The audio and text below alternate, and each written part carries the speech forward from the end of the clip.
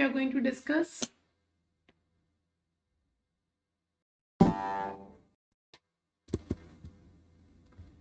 In this particular session, we are going to discuss the second part of sectors of Indian economy and the fourth session of Back to Basic series. So this is the fourth class of your Back to Basic series for IFS. But if we talk about the sectors of Indian economy, that's your second unit. This is the second part of your sectors of Indian economy. So if you remember, we have discussed a certain topics or the certain parts or the certain types of sectors of the economy in the first part of the sectors of Indian economy. So this is the second part of this unit, and we have discussed in the first part that we have discussed primary, secondary and tertiary market. The three types of sectors we have discussed, that was divided by CSO, Central Statistical Office. We have discussed that. Apart from that, we have also discussed the revolutions. There has three components, that is agriculture, industry and fishing. Talking about your secondary sector have four subsectors. If I talk about the tertiary sector have two subsectors.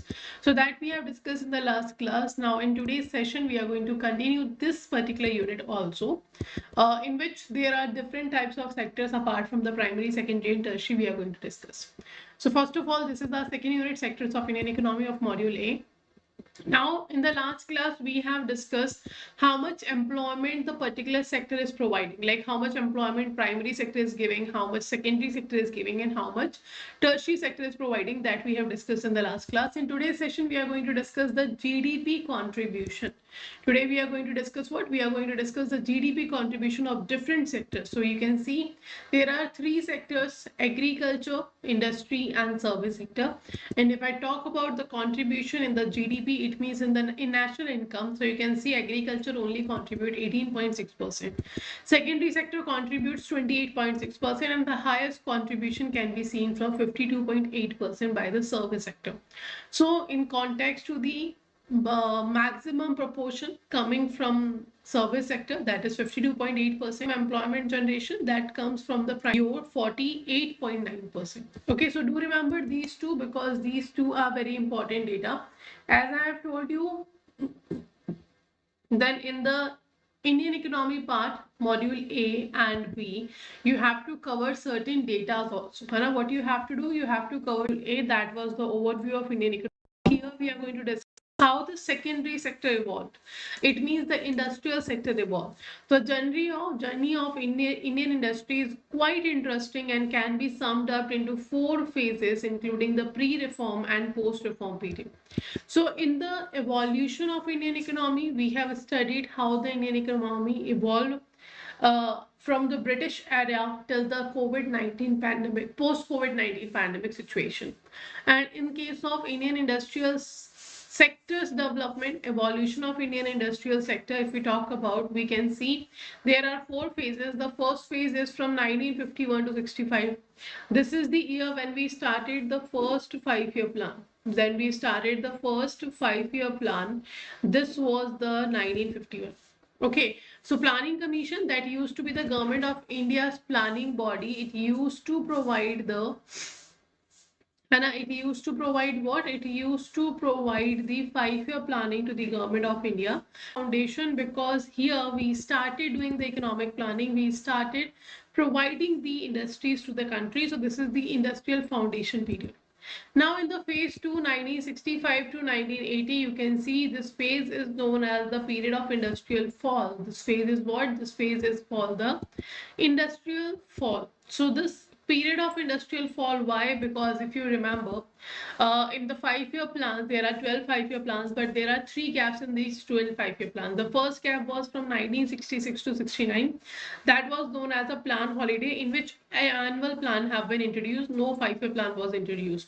So the reason behind these this 3 years duration or the plan holiday was because there was 2 wars. Indo-China War and Indo-Pak War was seen. Apart from that, at the same time, the drought have been seen, and after that, the inflation was so much increasing. So because of that, we have introduced the 3 years gap in the 5-year planning, and that was named as a plan holiday from 66 to 69.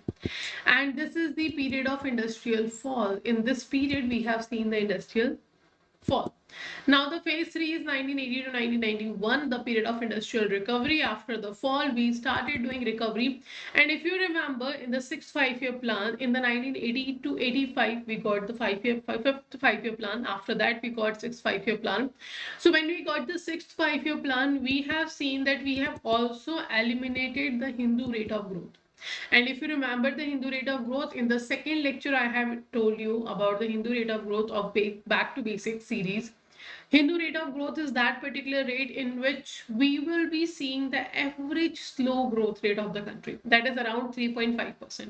So the slow rate of growth of the Indian economy was used to be represented by the Hindu rate of growth by Mr. Raj Krishnan.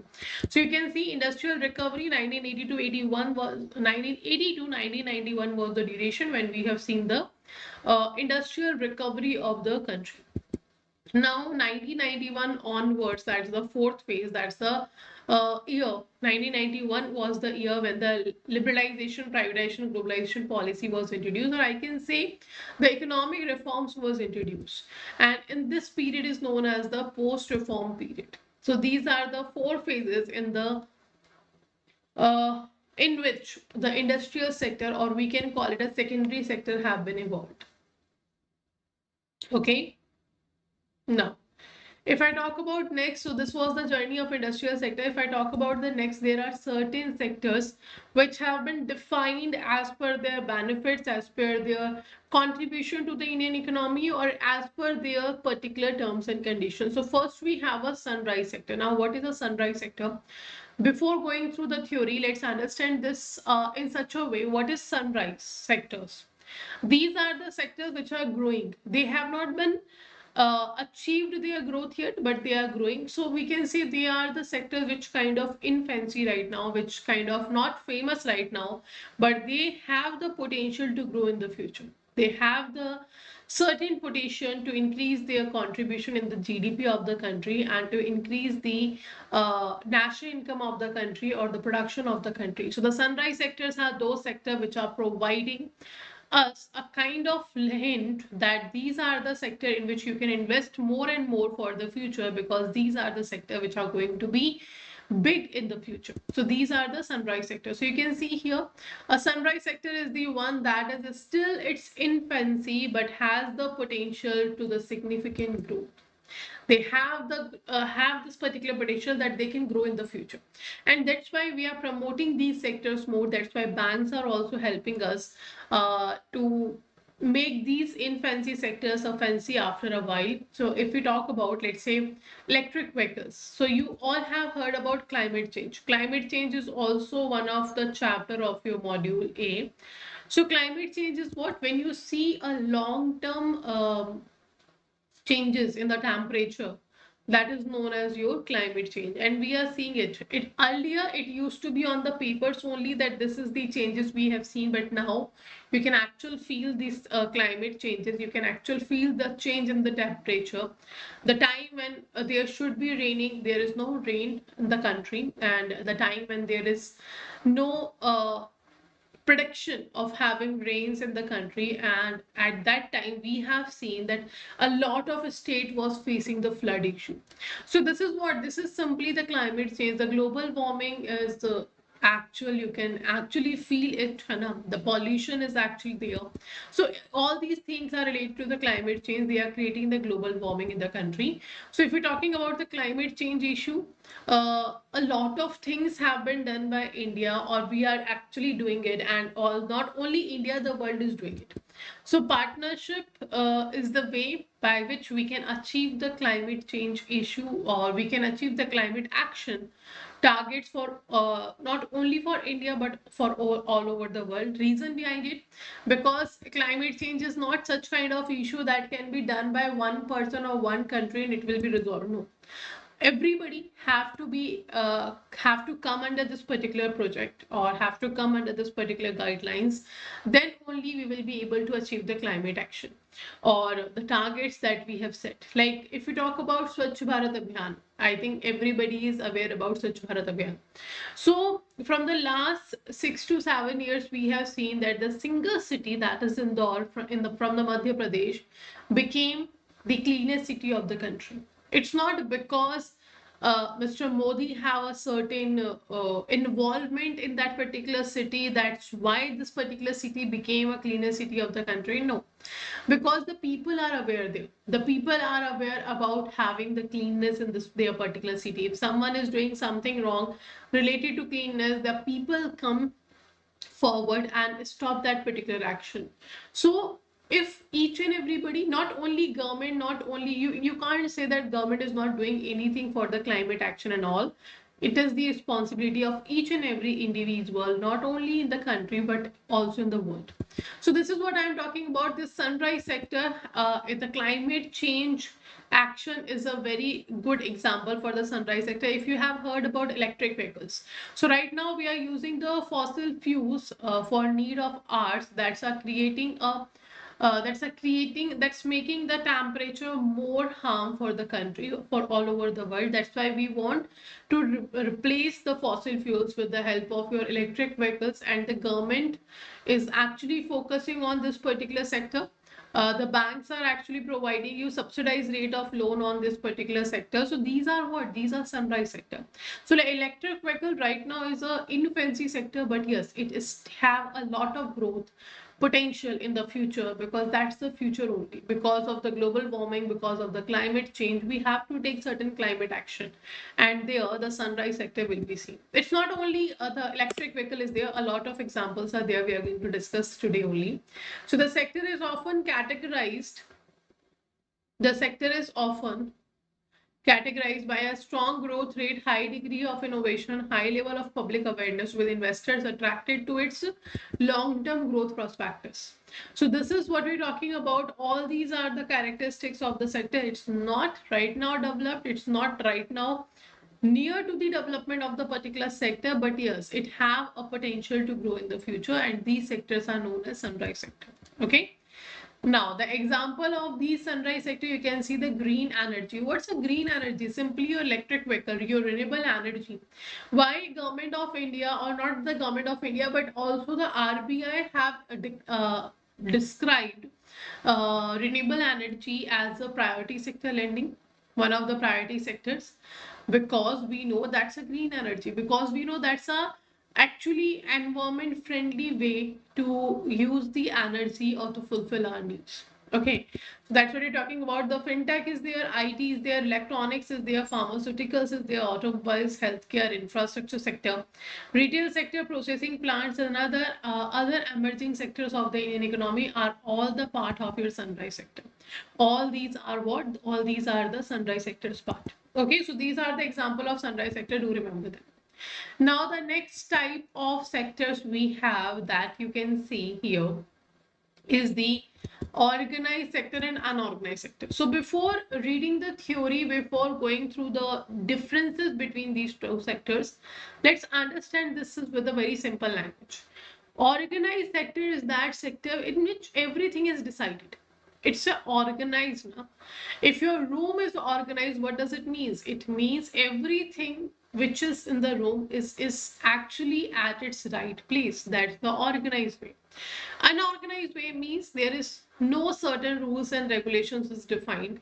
There is no certain thing that is available. It's in its own place.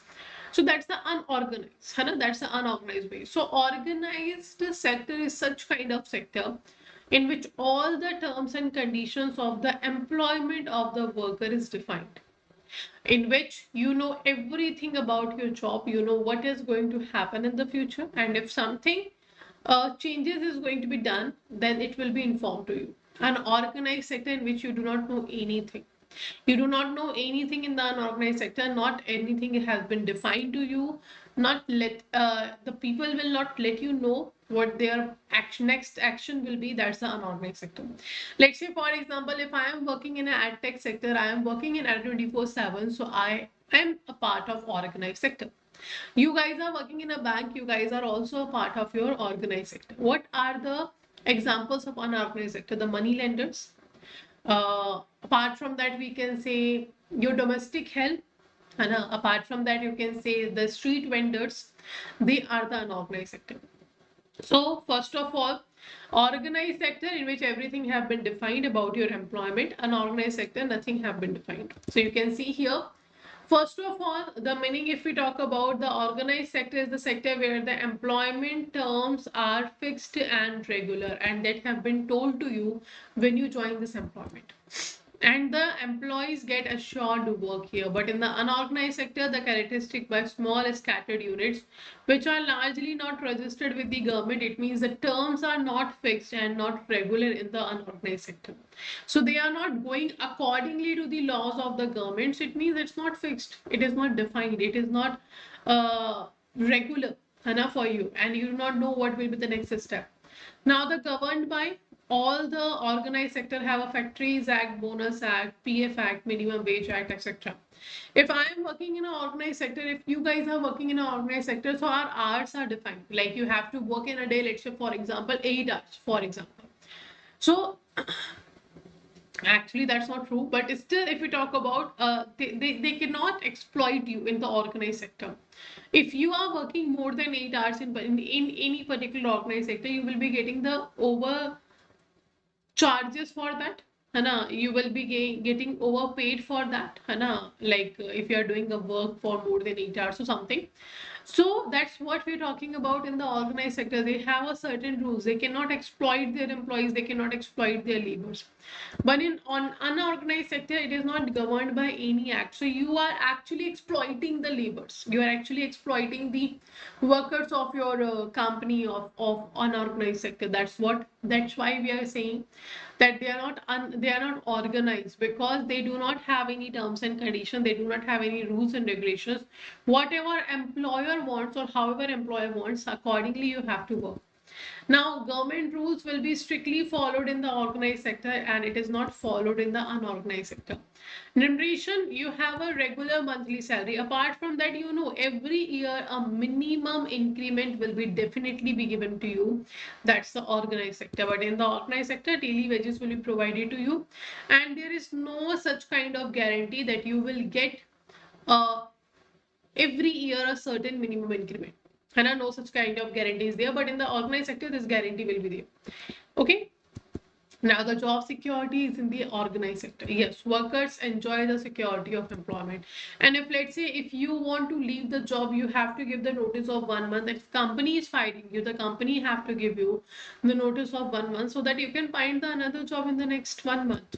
So, but in the unorganized sector, no such kind of thing is there. It is not secure. People can be asked to leave without any reason. Hannah, they will not give you a particular time to arrange another job for you, and they do not need to tell you the reason why they are firing you. That's the unorganized sector. Working hours will be fixed, as I have told you, 8 hours are there, for example, and here no working hours will be fixed. Salary of worker prescribed as per the government rules, here less than the prescribed rules of the government. Now, contribution to the provident fund will be done under the organized sector. Your PF will be contributed, but in the unorganized sector, no such kind of PF. You can see now the domestic help which is coming to your doorstep for your help. You are not giving them PF. You are not giving assurance that every year a minimum increment will be done. You are not providing them a particular prescribed salary by the government rules and regulation like this have to be given. Apart from that, their job is not secure. If you find better domestic help, you can fire them any day you want. है ना? So that's why we are saying that's an unorganized sector. Increment in salary once in a while and rarely it will be done. है ना? Apart from that, benefits will be more in the organized sector. Like for example, you have add-on benefits, medical facilities are there, pension is there, leave travel compensation is there. But in the unorganized sector, no such kind of thing. We are getting a paid leaves. है ना? In a year, 12 or 15 or 20 or 30 paid leaves will be available for different organization accordingly. But in the unorganized sector, no such kind of thing is there. Examples, you can say government employees, registered industrial worker like the teachers, I am, like the bankers, you are, we all are the part of organized sector. Unorganized sector, the shopkeeping, the farming, the domestic works, your domestic helps, your street vendors, the persons who is selling pani puri or momos or any other thing, they are the part of unorganized sector. Okay.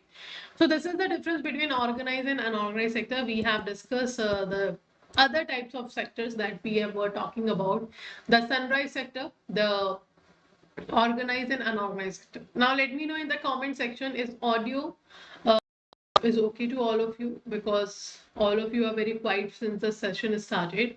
And apart from that, also let me know, is there any particular doubt in this particular to any one of you?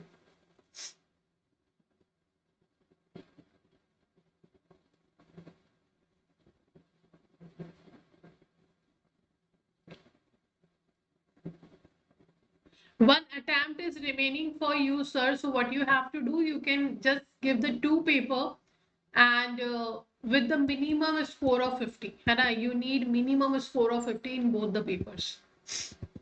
And if you have scored in the last two papers that you have cleared, you are saying two papers are clear.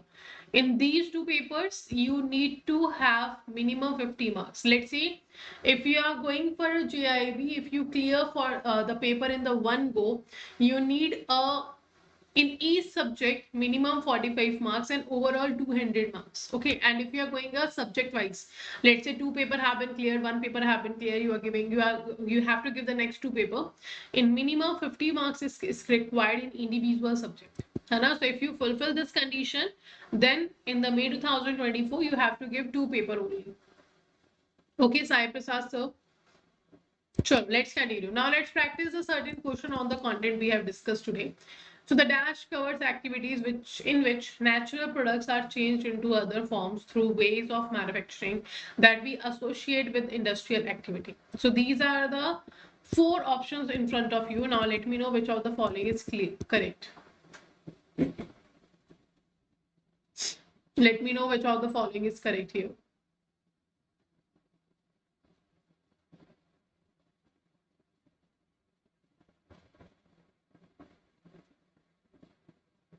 A, B, C, or D. So you can see we are saying you are processing, Hana, what you are doing, you are processing your activities which includes natural products are changed into other forms. It means processing will be done, and by doing processing, you are converting the natural goods or raw material into the finished goods or final goods.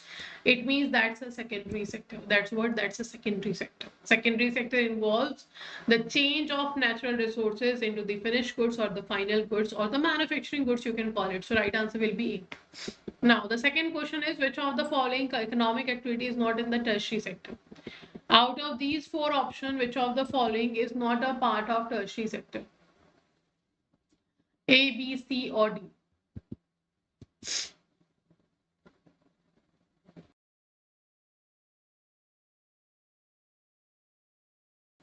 So first option is saying banking, second is saying beekeeping, third is saying teaching, fourth is saying working in call center. So as you know, you guys and we all are the part of your tertiary sector. It means service sector. If I'm talking about persons who are working in a call center, they are also a part of tertiary sector, because they are not transferring any physical goods. They are simply providing a services on a call to you. So they are what? They are the persons who are working in the call centers, and they are the part of service sector. But beekeeping is actually a part of your agriculture sector, your primary sector. So right answer will be your B option. Now next we have the service sector includes activities such as agriculture, dairy, fishing and forestry, making sugar, wood and bricks, transport, communication and banking, and none of the above. So you can see, if you're talking about tertiary sector, service sector, so banking is a part of tertiary sector, and the service sector you can call it. Okay. So it means the right answer will be C option. But if I talk about the second option, this is a part of your secondary sector, because you are making wood, you are making sugar, you are making your simple bricks. It means you have done the processing and then you reach to the final goods. Then agriculture, dairy, forestry, fishing, they are the part of your primary sector.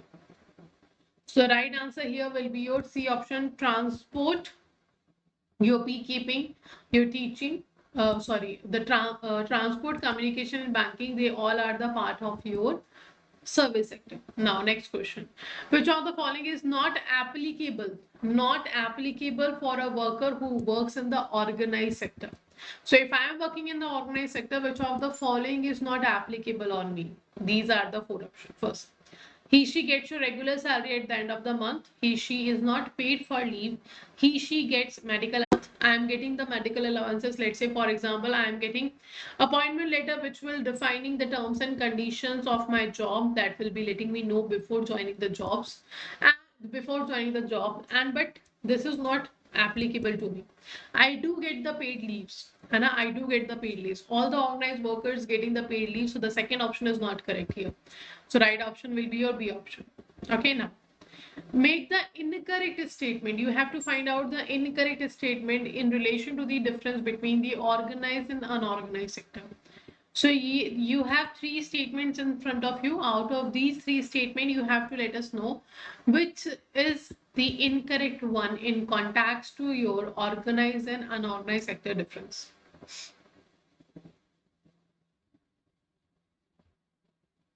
So let me know which of the following is correct. So let's see, the unorganized sector is the sector where employment terms are fixed. In the unorganized sector, employment terms are not fixed. It means the first statement is incorrect. Another first statement is what? It is incorrect. Because in the organized terms are fixed but not the unorganized. So it means it should be the option which includes A. It means it cannot be B, it cannot be C. It can be either A or D. Now next. Second is saying workers enjoy the security of employment in organized sector. This is true. While the unorganized sector employment is not secured, this is also true. People can be asked to leave without any reason. Second statement is correct about your organized and unorganized difference. Third is saying organized sector is governed by various acts like Factories Act, Bonus Act, PF Act, Minimum Wages Act, Maternity Act, etc. Unorganized sector is not governed by any act. This is also the correct difference between organized and unorganized. It means the right answer will be your D option, that only one statement is incorrect about your difference between organized and unorganized. Okay, so right answer will be your D option, only one. Clear? Now next question. Match the following in relation to the topic of different revolution in primary sector. So now in the case of, let's say, I always keep saying to you that do make sure you are using the elimination method paper whenever you are practicing a certain question. Always use the elimination method, because elimination methods helps you to use your time in a particular question. So it will helping you to have the time management in the paper. Apart from that, the elimination method is going to help you out in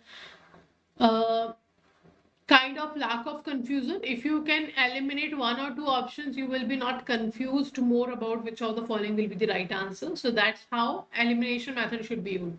In the match the following, go with the approach you are 100% sure about the term. Let's say you have a 4 options here: yellow revolution, golden revolution, evergreen revolution, protein revolution. So I know all the 4. Okay, I know all the 4 because I'm reading all these 4, but I am definitely sure about the protein revolution. Let's say out of all these 4, I can say I have read all the 4s. I have read all the 4 revolutions here, but I am more definite about the protein revolution. I'm like, yeah, this is the latest one revolution that was introduced by Mr. Modi, coined by Mr. Modi in 2020, and I am 100% sure about it. So I can simply say the 4th option will have a match. The 4th option will have a match, because I was definitely confirmed about it, because it is saying 2020. And I know Mr. Narendra Modi has introduced that. So this cannot be the match of B, cannot be the match of your 4th. And protein revolution covers everything. So you cannot say the fruits, or honey, or horticulture. And this year is not a part of this. So I am 100% sure that 4th will have a match of A. So now I have to check the options. It is saying D, it is saying C, it is saying D. So these 3 are not right. I can simply write the answer, that is the D. So I do not have to match all the other 3, because I was 100% sure about the protein revolution. But this is only going to work when you know 100% and the options are not matching. If let's say in A, B or C, any of these options Also, they have a fourth option match with the A, then I have to look after the other options also. I have to look after the other terms also. So this is how you can answer, and quickly now you can move to the next question. Okay, because we are practicing, we will going through all the options, but this is how you can approach in the match the following. Now, yellow revolution, when I talk about the yellow revolution, I know the yellow revolution was not introduced by Mr. M.S. Swaminathan. It is not related to the fruits honey. So the right answer will be D. That is 1986 to 1990, the yellow revolution was going on. Golden revolution is actually a part of your fruits, honey, and horticulture. And evergreen revolution father is Mr. M.S. Swaminathan. So the right answer will be 1D, second C, third B, and fourth A. And this is how you can match. Okay. So if you are 100% confirm about any particular product now, so accordingly you can use that particular information and you can go with the answer. Okay.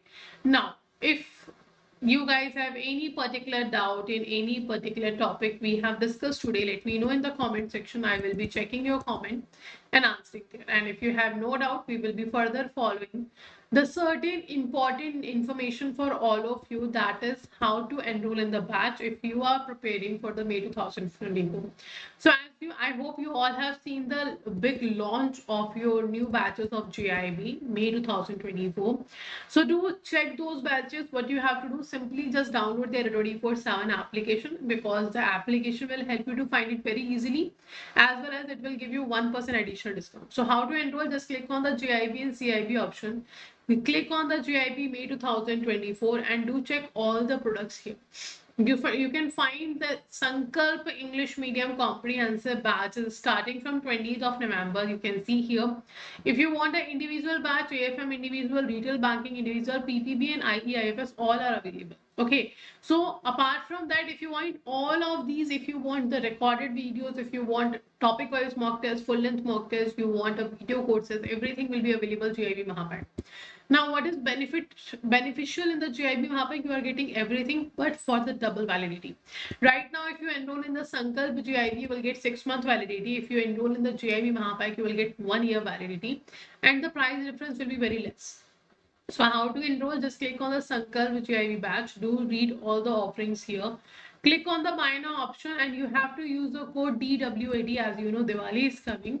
So DW80 is there. 80% discount will be given to you. For 1% additional discount, you have to purchase from the 24/7 application. Now, if you want to enroll in the Mahapack, what you have to do, just click on the JIB Mahapack. You can see here you have to pay around 4,000 amount, and when you go to the Mahapack, you will get 1-year validity, 6 plus 6 months, and you can see here by paying 6,000 you will be able to achieve this. You will be able to get 1-year validity, which everything like the revision batches in the future, questions batches in the future, everything will be available free of cost. So you can see the double validity and 81% discount is available in the Mahapack 2.0. So that will be definitely be much more beneficial for you and value for your money. Okay, so this is how you can enroll in the particular batch. If you find any kind of issue at the time of enrollment, you can you can call on this particular number and ask your query here. They will be helping you out in the enrollment. Apart from that, on one more important thing is there. 24/7 on the occasion of Diwali is providing you a certain offer, that is spin the wheel while you are using application, because I am showing you the website of the 24/7, that's why it's not showing you the option. But if you use the application, you will find a spin a wheel in which you will get attractive offers. Maybe you will get free of cost Mahapack offices at a Mahapack. Maybe you can get a Sankalp batch free of cost. You can get a AFM book free of cost. So spin a wheel. Obviously, you have seen in lot of sectors, in lot of companies, this strategy was used to attract the customer and all. So this is the offer for all of you if you use the application. But yes, it will come only once. So if you are using an application, then do be very careful when you use the this application, because it will come up as a pop-up and you have to spin the wheel and you can find a particular gift from the offices at 24/7. And if you haven't downloaded the 24/7 application yet, then do download it, because it is providing you 1% additional discount. Apart from 1% additional discount, it is providing you spin a wheel chances, and also it will help you to find the batches very easily. Okay, so this is what we have discussed today. Now, if you have any doubt, you can ask in the comment section. Those who are watching the recorded session, they can also ask their doubts in the comment section after watching the video. I will be checking your comment and answering there. Okay, so this is all for today. So let's end the session here. Thank you all for joining the session and have a great day. Take care all.